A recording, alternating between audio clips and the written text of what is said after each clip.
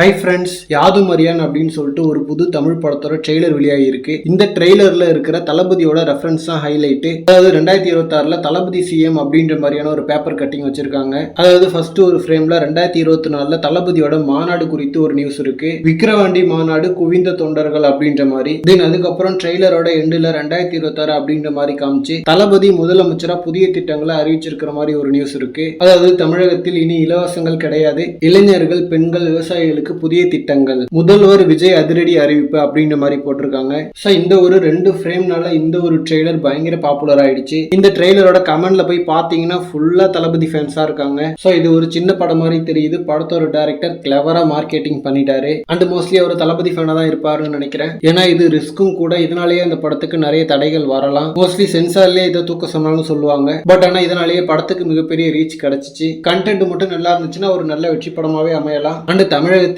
இனி இலவசங்கள் கிடையாது அப்படின்னு சொல்லிட்டு ஒரு மிகப்பெரிய பொலிட்டிக்கல் ஸ்டேட்மெண்ட்டை தளபதி சொன்ன மாதிரி சொல்லியிருக்காங்க. ஸோ இது ரிலேட்டடா டிவிகேவோட கன்சர்னும் வேணும். ஏன்னா டிவிகே சார்பில் இலவசத்திற்கு எதிராக தளபதி எங்கேயுமே பேசல. அண்ட் இலவசங்கள் சரியா தவறான்றது ஒரு மிகப்பெரிய டிஸ்கஷன். ஈவன் இதே மாதிரி மண்டேலா படத்துல இலவசங்களால மக்கள் சோம்பேறி ஆயிட்டாங்க அப்படின்னு மாதிரி ஒரு கான்செப்டை வச்சிருப்பாங்க. படம் ரிலீஸ் ஆகி நேஷனல் லெவல்லாம் வாங்கி வெற்றி பெற்றாலும் அதுக்கப்புறம் அந்த படத்தோட இயக்குனரே இலவசங்கள் பற்றிய சரியான புரிதல் இல்லாம நான் அந்த மாதிரி கதை பண்ணிட்டேன். ஸோ இப்போ பண்ண அதை கொஞ்சம் வேற மாதிரி பண்ணும் அப்படின்னு மாதிரி சொல்லியிருந்தாரு. ஸோ அதனால இந்த ஒரு ஸ்டேட்மெண்ட் அந்த பேப்பர்ல வைக்காம இருந்திருக்கலாம். பட் எனிவே 2026ல முதல்வர் விஜய் அப்படின்னு பார்க்கும்போது பயங்கரமா தான் இருக்கு. ஓகே ஃப்ரெண்ட்ஸ், அதை பார்க்கும்போது உங்களுக்கு எப்படி இருந்துச்சுன்னு சொல்லிட்டு கமெண்ட்ல சொல்லுங்க. தேங்க்யூ.